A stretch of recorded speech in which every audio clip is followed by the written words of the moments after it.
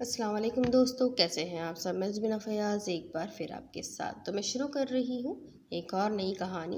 लेकिन कहानी शुरू करने से पहले हमेशा की तरह कहूँगी कि अगर आप मेरे चैनल पर नए हैं तो चैनल को सब्सक्राइब कर लीजिए, बेल आइकन को ज़रूर दबा दीजिए। और अगर आपको मेरी कहानी या मेरी स्टोरीज़ पसंद आती है तो अपने कॉन्टेक्ट्स में शेयर करना बिल्कुल भी ना भूलें।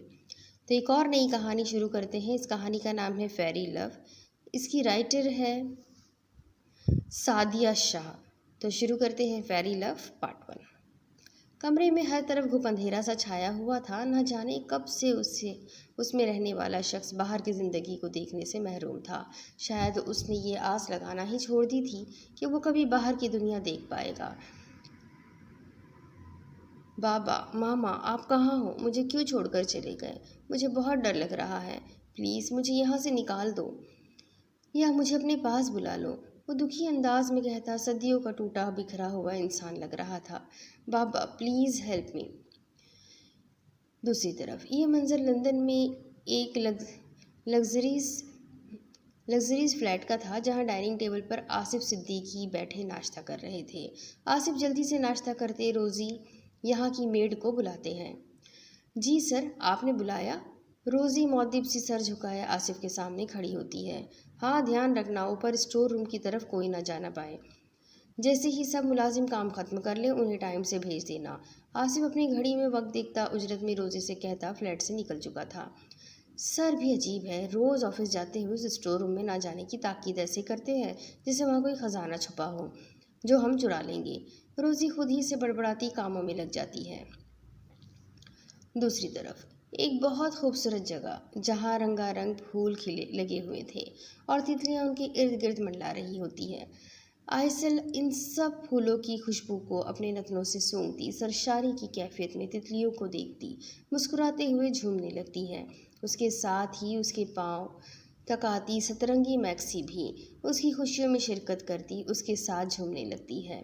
वहाँ मौजूद जानवर, चरिंद परिंद, दरख्त, फूल, हर कोई अपनी शहज़ादी की खुशी में खुश होता है।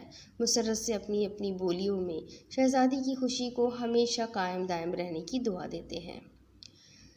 दूसरी तरफ रात का वक्त और हर जगह हू का आलम था। ऐसे में कोई सीढ़ियाँ चढ़ता बंद कमरे का दरवाज़ा खोलता है। दरवाज़ा खोलने से वहाँ मौजूद शख्स इतनी तेज़ रोशनी अंदर आने की वजह से अपनी आंखों पर हाथ रख लेता है। पकड़ो खाना। लाने वाला वजूद उसकी तरफ खाने की प्लेट रखता है। मुझे नहीं खाना। वो शख्स अपनी आंखों पर से हाथ ऐसे ही रखे रहता है। उसका अपनी बात पर इनकार सुन सामने खड़ा शख्स वजूद शदीद गुस्से के ज़ेरे असर उसके बाल ज़ोर से पकड़ लेता है। तुझे एक दफ़ा कहा है कि खा ले तो खा ले, समझ नहीं आती? एक दफ़ा की कही बात। मैं नहीं खाऊंगा। ये खाते ही मुझे अपना होश नहीं रहता और मुझे अपनी पुरानी यादें भूलती जा रही है। आप ज़रूर इसमें कुछ मिला कर लाते हो। सामने खड़े वजूद के चेहरे पर इसकी बातें सुन मकरूह मुस्कुराहट छा जाती है। मेरा भतीजा काफ़ी होशियार हो गया है। अगर तुम्हें पता है कि मैं इसमें कुछ मिलाता हूँ तो चुपचाप मुझे जायदाद के पेपर्स बता दो। जायदाद के पेपर्स का बता दो। तुम्हारे बाप ने कहाँ रखे हुए हैं? मुझे नहीं पता। मैं काफ़ी दफ़ा आपको बता चुका हूँ। मुझे बाबा ने कभी नहीं बताया कि उन्होंने जायदाद के पेपर्स कहाँ पर रखे हैं। उसके फरमुदात सुनता सामने वाला फनकारता हुआ उसका गला पकड़े दबाने लगता है। मुझसे झूठ बोलता है, तुझे सब पता है, तू बस बताना नहीं चाहता। वो शख्स अपने हाथ का दबाव उसकी गर्दन पर डालता गुस्से से कहता है, आसिफ चचा छोड़ दो मुझे। वो शख्स तड़पता हुआ अपना आप छुड़ाने की कोशिश करता है, पर बेसुध, क्योंकि वो काफ़ी लाहिर हो चुका था। वो कहाँ अपने शैतान सिफत चचा का मुकाबला कर सकता था, जो दौलत की हवस में डूबा जायदाद हासिल करने के लिए पिछले तमाम रिश्तों को भुलाए अपने भतीजे का गला घोट रहा था। आसिफ उसका सांस उखड़ते देख उसके गले को छोड़ता बेदर्दी से पीछे धक्का देता है। तुम्हें ज़िंदा रखना मेरी मजबूरी है। एक दफ़ा वो जायदाद के कागजात मेरे हाथ लग जाए, तुझे भी तेरे बाप की तरह ऊपर पहुंचा दूंगा। शोरीम अपने चचा की ये बात सुनकर सकते में चला जाता है। आपने मेरे बाबा को मारा? बोले शोरीम गम और गुस्से की कैफियत में चिल्लाता हुआ कहता है। उठकर आसिफ की तरफ बढ़ता है, पर कमज़ोरी के बाज़ दोबारा ज़मीन पर गिर जाता है, जिस पर आसिफ उसकी बेबसी देखकर ऊंची आवाज़ में कहकहा लगाता है। بہت جلد تجھے بھی مار دوں گا، بس ایک دفعہ ساری جائیداد اپنے نام کر لوں۔ آصف کھانے کی پلیٹ زمین سے اٹھاتا درستگی سے کہتا، اسٹور روم کو لاک لگائے، وہاں سے باہر نکل جاتا ہے۔ پیچھے شورم اپنی بدقسمتی پر آنسو بہا رہا ہوتا ہے کہ نہ جانے کب وہ اس قید سے آزاد ہو پائے گا۔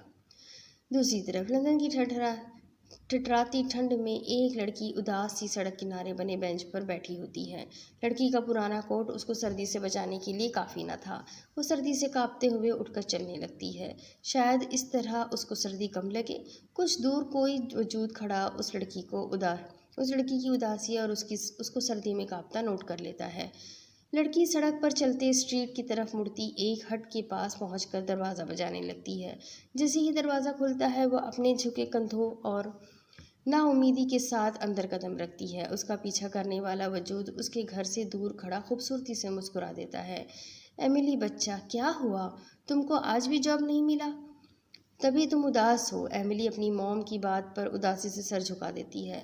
موم، مجھے نہیں لگتا کہ مجھے کوئی جاب ملے گا بھی۔ ایملی مایوسی سے اپنی ماں سے کہتی ہے، میری جان، اوپر گاڈ ہے نا، وہ ہم کو تمام پریشانیوں سے نکالے گا۔ تم جا کر فریش ہو جاؤ، ہم نے آج تمہارے لیے چائنیز بنایا ہے، تمہارا فیورٹ۔ ایملی اپنی ماں کو دلاسا دینے پر پھیکی ہنسی ہنستی ہے، اپنے کمرے کی طرف بڑھ جاتی ہے۔ یہ ایک چھوٹا سا ہٹ نما سا گھر تھا جہاں ایملی اپنی ماں کے ساتھ رہتی تھی۔ ایملی کے فادر کی ڈیتھ ہو چکی تھی اور جب غربت نے اس گھر کی راہ دیکھ لی تب ایملی کو جاب کے لیے گھر سے باہر نکلنا پڑا۔ پر ہر جگہ سے انکار کے بعد وہ اب مایوس سی ہونے لگی تھی۔ گھر کے حالات دن بدن خراب ہوتے جا رہے تھے، جس وجہ سے وہ گاڈ سے ہمیشہ یہی دعا کرتی تھی کہ اسے جاب مل جائے۔ ایملی فریش سی واش روم سے نکلتی اپنے ڈربے نما کمرے میں موجود اسٹینڈ پر تولیہ رکھ کر باہر جانے لگتی ہے کہ اچانک اس کی نظر اپنے بیڈ پر رکھے برانڈ نیو کوٹ پر پڑتی ہے جو دیکھنے میں کافی قیمتی اور مہنگا لگ رہا تھا۔ ایملی خوشی سے بیڈ سے کوٹ اٹھاتی اس کو الٹ پلٹ کر دیکھتی ہے۔ آخر کو اس کو کتنی خواہش تھی، وہ جیسے ہی جاب پر لگے گی سب سے پہلے اپنے لیے کوٹ خریدے گی، کیونکہ لندن کی اس ٹھٹراتی سردی میں اس کا یہ پرانا کوٹ سردی روکنے کے لیے کافی نہ تھا۔ لیکن گاڈ نے اس کی خواہش بغیر کسی محنت کے پوری کر دی تھی۔ وہ خوشی سے کوٹ پہنتی دیکھتی ہے جو اسے بالکل فٹ آتا ہے۔ ویسے یہ کون رکھ کر جا سکتا ہے؟ ایملی کے ذہن میں خیال آتے ہی وہ الجھن کا شکار ہو جاتی ہے، پر تھوڑی دیر بعد اپنی تمام حواسوں کو یہ سوچ کر جھٹک دیتی ہے کہ شاید گاڈ کو اس پر رحم آ گیا جو اس نے اس کو گفٹ میں یہ کوٹ دے دیا۔ ایملی خوشی سے باہر آتی ہے جہاں ایملی کی ماما ایملی کا فون پکڑے اس کو فون آنے کا بتاتی ہے، جس پر ایملی جلدی سے فون اٹھاتی ہے۔ فون اٹھاتے ہی اسے جو خبر ملتی ہے اس پر وہ خوشی سے موم کے گلے لگ جاتی ہے۔ اوہ موم، آج میں بہت خوش ہوں، مجھے جاب مل گئی۔ ایملی کی موم ایملی کے جاب ملنے پر خوش ہوتی اس کے گال پر پیار کرتی ہے۔ I proud of my daughter. Emily اپنی موم کے بات پر خوش ہوتے انہیں گلے لگا لیتی ہے۔ Ferry land. آئسل اپنے خوبصورت محل کے ارد گرد اڑتی کوئی خوبصورتی کی مورت لگ رہی ہوتی ہے۔ شہزادی آئسل، آپ کو ملکہ اپنی خوابگاہ میں بلا رہی ہے۔ آئسل داسی کی آواز سنتی اپنی خوبصورت مسکراہٹ کے ساتھ اڑتی ہوئی زمین پر قدم رکھتی ہے۔ آئسل کو قدرت کا بنایا ہوا خوبصورت شاہکار کہے تو کم نہیں ہوگا۔ آئسل کی سترنگی آنکھیں جس میں یوں محسوس ہوتا تھا ہر رنگ سما گیا ہو، لمبے سترنگی بال جو اس کے گھٹنوں سے بھی نیچے جاتے تھے، خوبصورت قص و قزح کی مانند حسین بڑے بڑے پر جس میں یوں محسوس ہوتا تھا کہ دنیا کے تمام حسین رنگ ان میں جذب ہو گئے ہوں۔ آئسل پورے فیری لینڈ میں سب سے خوبصورت فیری تھی، جس کو اگر کوئی دنیا کا باسی دیکھ لے تو وہ اس کی خوبصورتی کو دیکھ کر ساری زندگی اس کو دیکھنے کی خواہش کرے۔ آئسل کو بھی اپنی خوبصورتی کا اندازہ تھا، جس بنا پر وہ یہاں کی ایک وید سے ایک خاص قسم کی جڑی بوٹیوں والی دوائی جس سے پینے سے شہزادی آئسل کی سترنگی آنکھیں براؤن آنکھوں میں بدل جاتی تھیں۔ شہزادی آئسل کے خوبصورت لمبے گھنے بال ہلکے براؤن ہو جاتے تھے اور پر ان کے انسانوں کو نظر نہیں آتے تھے جب تک شہزادی آئسل کسی کو خود اپنے پر نہ دکھانا چاہے۔ شہزادی آئسل حسین ہونے کے ساتھ ایک رحم دل پری بھی تھی۔ جب بھی دنیا میں جاتی چپکے سے اداس دکھی لوگوں کی مدد کرتی۔ شہزادی کو اس طرح لوگوں کی مدد کر کے دلی سکون ملتا تھا۔ شہزادی ایسل ویسے بھی کسی کو تکلیف میں نہیں دیکھ سکتی تھی۔ خود یہاں فیری لینڈ کے باسی بھی شہزادی کی دریا دلی کے بہت قائل تھے۔ شہزادی ایسل مسکراتے ہوئے اپنی ماں کی آرام گاہ میں داخل ہوتی ہے، جہاں رانی رامینا سفید پوشاک اور سر پر قیمتی تاج پہنے مسکراتی ہوئی نگاہوں سے اپنی پیاری بیٹی کو دیکھتی ہے۔ میری بیٹی آ گئی مدد کر کے لوگوں کی، رامینا پیار سے ایسل سے پوچھتی ہے، جس پر ایسل مسکراتے ہوئے پھول نما بنے بیڈ پر ان کے پاس بیٹھ جاتی ہے۔ جی ماں، آپ تو جانتی ہے مجھ سے کسی کا دکھ نہیں دیکھا جاتا۔ آج ایک لڑکی سخت سردی میں کانپ رہی تھی، پھر کیا، میں نے نیا کوٹ لے کر اپنی جادو کی چھڑی گھما کر اس کے کمرے میں رکھ دیا اور اس سے جاب بھی دلوا دی۔ یہ تو بہت اچھا کیا میری بیٹی نے۔ ویسے یہاں کی ذمہ داری کب سے سنبھال رہی ہو؟ رامینا محبت سے ایسل کے بالوں میں ہاتھ پھیرتے ہوئے کہتی ہے۔ ماں، آپ کیا کہنا چاہتی ہیں؟ میں سمجھی نہیں۔ ایسل ناسمجھی کے تصورات چہرے پر سجائے رانی ماں سے استفسار کرتی ہے۔ بیٹا، تمہارے بابا اور میں اب تھک چکے ہیں ذمہ داری سنبھال کے۔ تم ہماری اکلوتی بیٹی ہو، ہماری ساری امیدیں تم سے وابستہ ہے۔ میں نے اور تمہارے بابا نے فیصلہ کیا کہ جتنی جلدی ہو سکے تمہاری تاج پوشی کر دی جائے، پھر تم باقاعدہ فیری لینڈ کی ذمہ داریوں کو نبھا سکو۔ ایسل رانی ماں کی فرمودات سنتی بیڈ سے اٹھتی کھڑی ہو جاتی ہے۔ رانی ماں، ہم ابھی یہاں کی بھاگ دوڑ سنبھالنے کے لیے خود کو اہل نہیں سمجھتے۔ آپ ہمیں تھوڑا وقت اور دے دیں، ہم اپنی ذمہ داریوں سے منہ نہیں موڑ رہے، بس تھوڑا سا وقت دیں، پھر بے شک آپ ہماری تاج پوشی کر دیجیے گا۔ ایسل پریشانی سے رامینا سے کہتی ہے، بیٹا اب تو میں تمہاری بات مان رہی ہوں، پر جیسے ہی تمہارا مقررہ وقت ختم ہوگا تمہاری تاج پوشی کر دی جائے گی۔ ایسل رانی ماں کو اپنی بات مانتا دیکھ خوش ہو جاتی ہے، خوشی سے اس کی سترنگی آنکھیں چمکنے لگتی ہے۔ سنسان جنگل میں ہر طرف ہو کا عالم تھا، ایسے میں کوئی کالا چوغا پہنے تیزی سے ایک کھنڈر نما گھر میں داخل ہو رہا تھا، جہاں کوئی کالی پوشاک پہنے جلتی ہوئی آگ کے پاس بیٹھا کچھ منتر پڑھ رہا تھا۔ کچھ پتہ چلا اس کا؟ آگ کے پاس بیٹھا وجود اپنے سامنے کھڑے شخص سے پوچھتا ہے۔ میں نے بہت کوشش کی پر اس کا کوئی سراغ نہیں مل پا رہا۔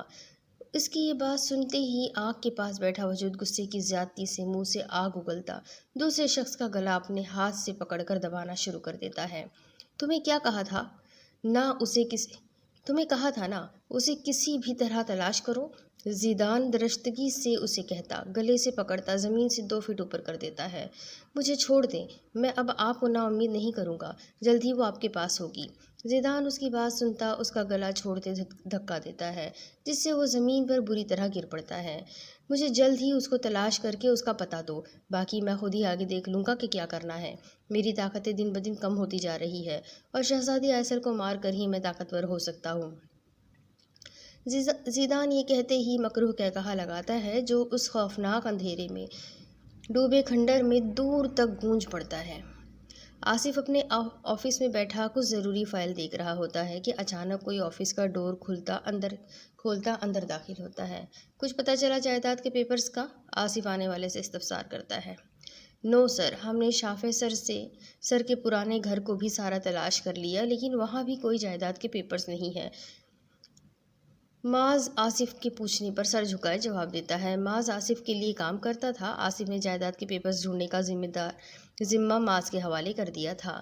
جلد ہی جائیداد کے پیپرز ڈھونڈو، اس کا مریل بیٹا میری جان کا عذاب بن گیا ہے۔ جلد ہی جائیداد کے پیپرز ملے تاکہ میں اس سے سائن کروا کر ہمیشہ کے لیے اپنی جان چھڑوا لوں۔ معاذ آصف کی بات پر اسبات میں سر ہلاتا وہاں سے نکلتا چلا جاتا ہے۔ پیچھے آصف سوچوں میں گم ہو جاتا ہے۔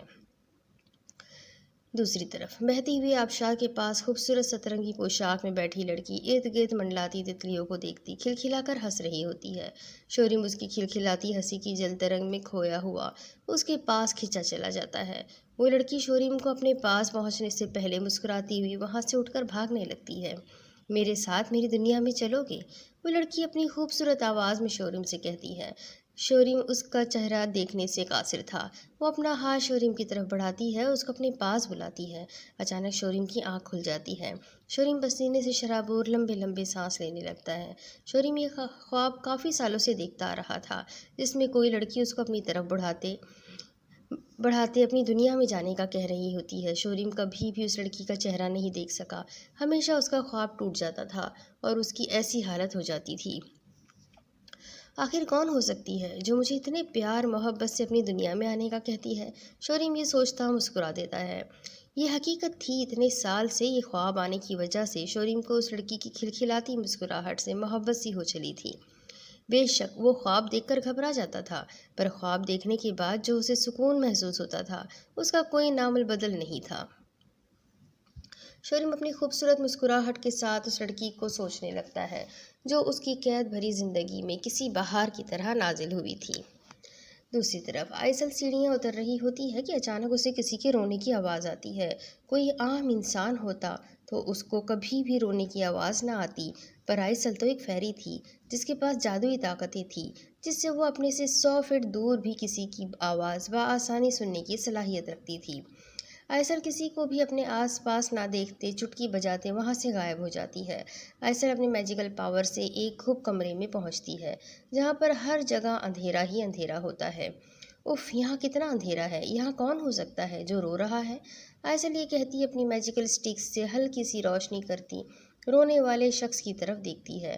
آئسل شوریم کو دیکھتی ساکت سی ہو جاتی ہے۔ براؤن بال، سرخ و سفید رنگت، اس پر اوشن بلو آئیز، ستواں ناک، گلابی لب، غیر شوریم کسی سلطنت کا شہزادہ معلوم ہوتا تھا۔ آئسل شوریم کو دیکھنے میں کھوئی ہوئی ہوتی ہے کہ شوریم کے رونے سے ہوش کی دنیا میں آتی شوریم کی طرف دیکھتی ہے۔ آئسل کافی حیران ہوتی ہے کہ اونچا لمبا خوبرو نوجوان لڑکا یوں کیوں رو رہا ہے اور ادھر گھٹن زدہ کمرے میں کیوں بند ہے۔ شوریم روتے ہوئے ادھر ادھر دیکھتا ہے، اسے ایسے محسوس ہوتا ہے جیسے کوئی اسے دیکھ رہا ہو، اور اپنا وہم سمجھ کر اپنے آنسو صاف کرتا دیوار کے ساتھ ٹیک لگائے آنکھیں موند لیتا ہے۔ آئسل نے اپنے آپ کو انویزیبل کیا ہوا تھا جس وجہ سے وہ شوریم کو دکھائی نہیں دیتی۔ آئسل کو شوریم صدیوں کا تھکا ہوا ایک دکھی انسان لگا جو نہ جانے کتنے سالوں سے دکھ اور تکلیف برداشت کر رہا تھا۔ نہ جانے شوریم میں ایسی کیا کشش تھی جس وجہ سے آئسل کو خود بھی برا لگ رہا ہوتا ہے، اس کے لیے اپنے دل میں ہمدردی محسوس ہو رہی ہوتی ہے۔ آئسل شوریم کے بارے میں معلوم کرنے کا پختہ ارادہ کرتی ہے کہ شہزادوں جیسے آن بان والے اس خوبرو مرد کو ایسا کیا دکھ لاحق ہے جو اس طرح رو رہا ہے۔ آئسل یہ سوچتی وہاں سے غائب ہو جاتی ہے۔ آئسل کے جاتے ہی شوریم پٹ سے اپنی آنکھیں کھولتا ہے۔ شوریم کو عجیب سی بے چینی محسوس ہونے لگتی ہے جس کو وہ اس وقت سمجھنے سے قاصر ہوتا ہے۔ یہ تو آنے والا وقت ہی بتانے والا تھا کہ آخر ایسا کیا گہرا تعلق ہے شوریم اور آئسل کے درمیان۔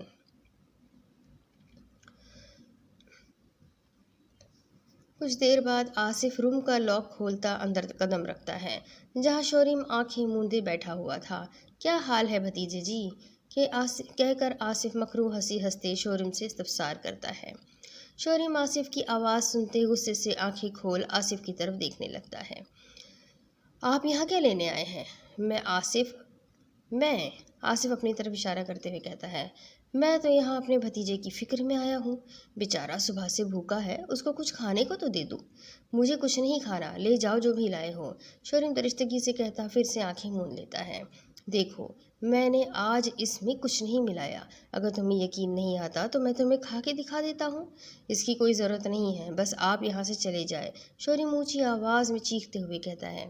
دیکھو، میں سمجھ سکتا ہوں تم اس قید میں رہ کر زندگی سے اکتا چکے ہو آصف مصنوعی فکر کرتے ہوئے کہتا ہے، میرے پاس اس کا ایک حل ہے۔ آصف پرسوچ انداز میں شوریم کی طرف دیکھتا ہوا کہتا ہے، کیا حل ہے؟ شوریم آصف کی بات پر اس سے پوچھتا ہے۔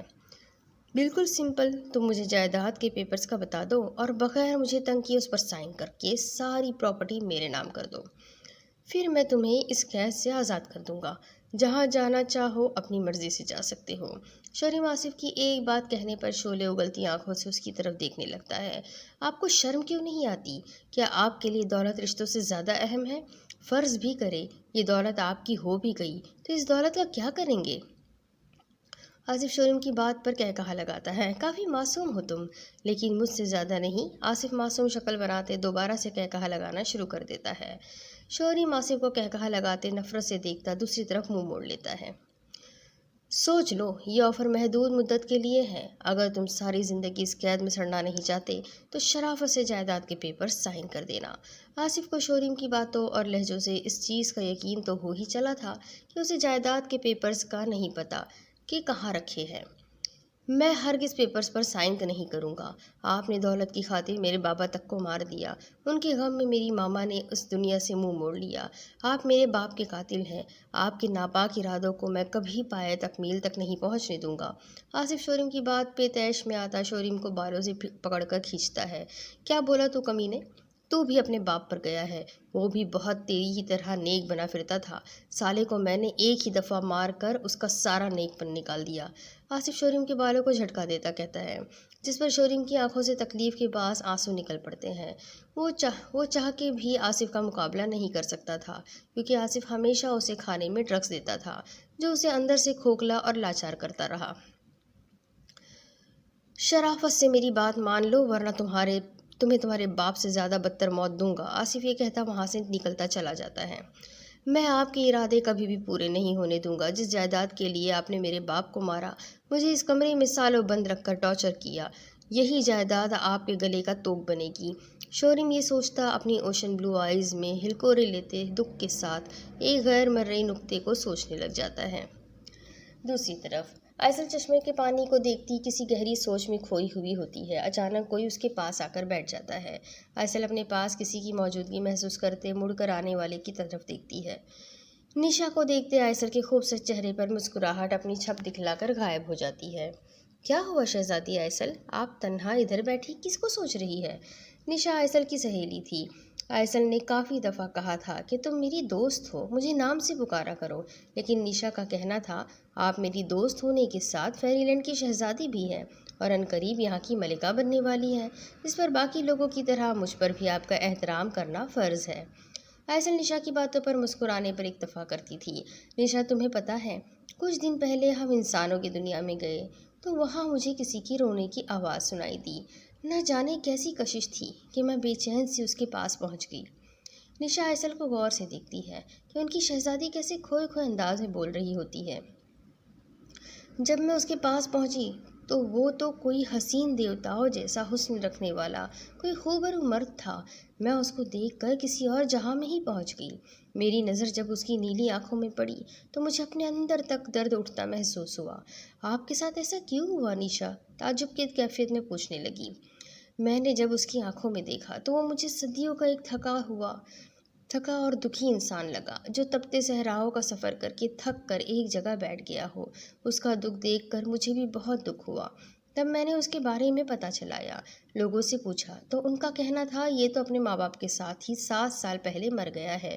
تب مجھے اندازہ ہوا کہ وہ شہزادوں جیسی آن بان والا خوبرو مرد 7 سال سے ایک ظالم کی قید میں ہے۔ میں نے اس کی قید کی وجہ تلاش کی پر مجھے کچھ پتہ نہیں چل رہا۔ اس بنا پر میں نے فیصلہ کیا ہے کہ میں خود اس سے سب کچھ جانوں گی اور اس کو اس قید سے رہائی دلواؤں گی۔ دھیان سے شہزادی، یہ نہ ہو اس کو بچاتے بچاتے آپ خود کسی مشکل میں نہ پھنس جائیں۔ آپ جانتی ہیں یہاں کے باسیوں کو زیادہ دیر انسانوں کی دنیا میں رہنے کی اجازت نہیں ہے۔ میں جانتی ہوں نشا، لیکن میں اپنے آپ سے وعدہ کر چکی ہوں، میں شورم کو اس قید سے رہائی ضرور دلواؤں گی۔ یہ فیری لینڈ کی شہزادی کا خود سے وعدہ ہے۔ آئسل پختہ عزم سے کہتی اپنے سترنگی پر کو کھولتے وہاں سے اڑ جاتی ہے۔ نشا پیچھے حیران سے اپنی شہزادی کی جنونی باتوں کے بارے میں سوچتی رہ جاتی ہے۔ صبح کا سماں لندن کی سڑکوں پر ٹریفک رواں دواں تھی۔ آصف کو آج آفس میں کام تھا، اس لیے وہ جلدی فلیٹ سے نکل جاتا ہے۔ اس نے باقی ملازموں کو بھی چھٹی دے دی تھی، کیونکہ اس کو آفس میں میٹنگ اٹینڈ کر کے ایک دن کے لیے دبئی آفس کے کام سے جانا تھا۔ شورم زمین پر بیٹھا اپنے ناتواں ہاتھوں سے زمین پر انگلی پھیر رہا ہوتا ہے۔ اچانک اسے کمرے میں کھٹکا سا محسوس ہوتا ہے۔ شورم چونکتا ہوا آواز کی سمت دیکھتا ہے، جہاں خستہ حال ٹیبل کے پیچھے سے دوبارہ آواز آتی ہے۔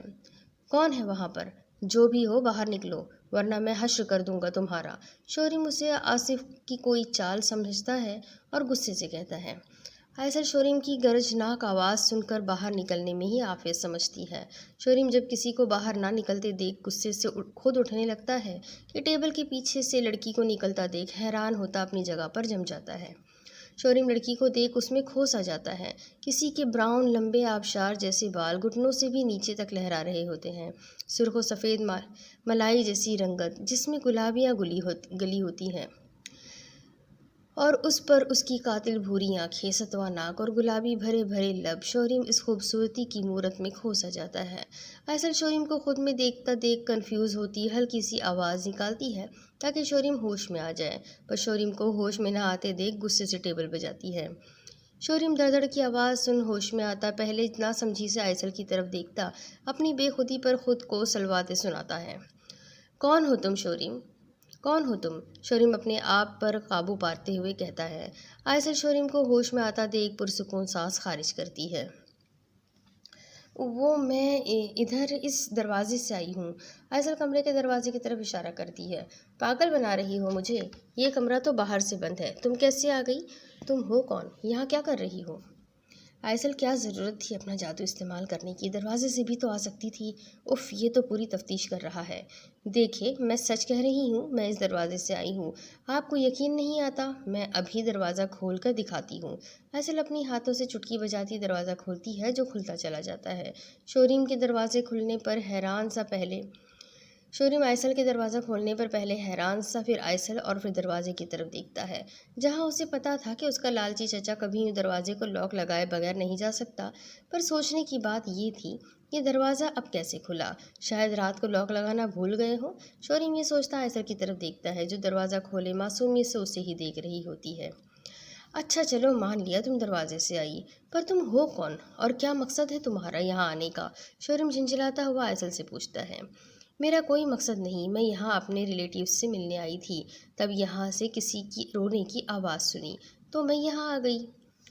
تو تم مجھ سے یہ پوچھنے آئی ہو کہ میں کیوں روتا ہوں؟ شوریم اچنبھے سے آئسل کی طرف دیکھتا کہتا ہے، جس پر آئسل معصوم شکل بناتے ہاں میں سر ہلاتی ہے۔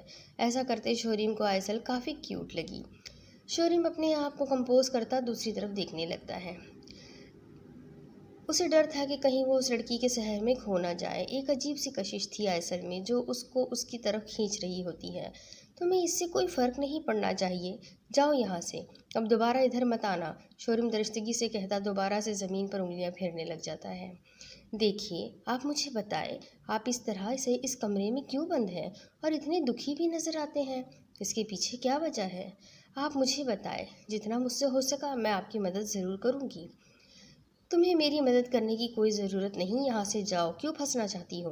شوریم اچھی طرح جانتا تھا کہ آصف کو اس کی بھنک پڑ گئی کہ کوئی لڑکی ادھر آئی ہے اور اس کو اس کے بارے میں پتہ چل گیا ہے تو وہ اسے بھی غائب کروا دے گا۔ شوریم نہیں چاہتا اس کے ساتھ کچھ بھی غلط ہو، پر شوریم بیچارہ کیا جانتا تھا کہ آئسل ایسے سو آصف پر بھاری ہے، ان کا کام تمام چٹکیوں میں کر دے گی۔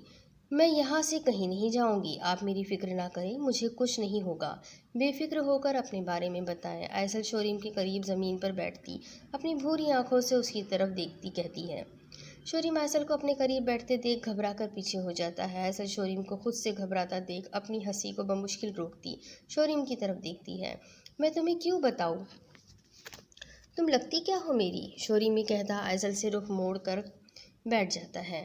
شوریم کی بات سن آئسل کے خوبصورت چہرے پر پھر سے مسکراہٹ چھا جاتی ہے۔ مجھے اپنا دوست سمجھ لے، جیسے سب دوست ایک دوسرے کے ساتھ اپنا دکھ درد بانٹتے ہیں، اس طرح آپ بھی مجھ سے اپنا دکھ درد بانٹ سکتے ہیں۔ آئسل شوریم کے کندھے پر ہاتھ رکھتی پیار سے کہتی ہے۔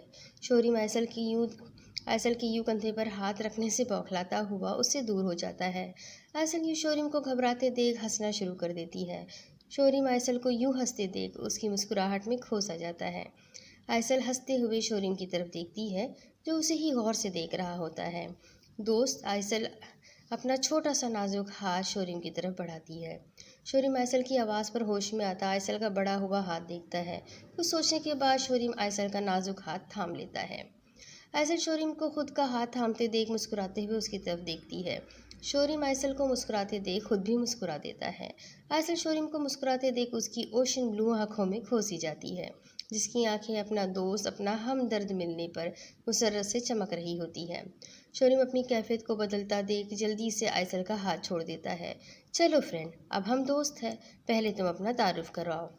آئسل شوریم کی طرف مسکراتی آنکھوں سے دیکھتی ہوئی کہتی ہے۔ شوریم آئسل کے کہنے پر مسکراتا ہوا اپنا تعارف کرواتا ہے۔ میرا نام شوریم ہے، آپ کا کیا نام ہے؟ شورم اپنا نام بتا کر آئسل سے پوچھتا ہے۔ میرا نام آئسل ہے۔ آئسل شورم کو اپنا اصل نام بتانے پر کافی حیران ہوتی، ورنہ وہ پہلے جس سے بھی ملی تھی کبھی اپنا اصل نام نہیں بتایا تھا، لیکن آج نہ جانے کیسے وہ شورم کو اپنا اصل نام بتا بیٹھی۔ بہت پیارا نام ہے، شورم آئسل کی نام کی تعریف کرتا ہے، جس پر آئسل اپنی سوچوں کو جھٹکتی مسکراتی ہوئی شورم کی طرف دیکھتی ہے۔ نوازش آپ کی۔ آئسل اپنا ہاتھ سر تک لے جاتی آداب کرتے کہتی ہے، جس پر جھکنے سے اس کے لمبے بال اس کے چہرے کے گرد ہلاسا بنا جاتے ہیں۔ شورم آئسل کی زلفوں میں اپنا آپ کھوتا ہوا محسوس کرتا ہے، نہ جانے کس جذبے کے تحت شورم آئسل کی بال اس کے چہرے سے ہٹاتا پیچھے کرتا ہے۔ آئسل شورم کے لمس سے سرخ ہوتی جلدی سے اٹھتی کھڑی ہو جاتی ہے۔ اب مجھے چلنا چاہیے، اب باقی باتیں کل کریں گے۔ اب اس کے آگے کی کہانی میں آپ کو اگلی قسط میں سناتی ہوں کہ آگے کیا ہوگا۔ یہ جاننے کے لیے میرے ساتھ بنے رہیں، اگلی قسط میں پھر ملیں گے، تب تک کے لیے اللہ حافظ۔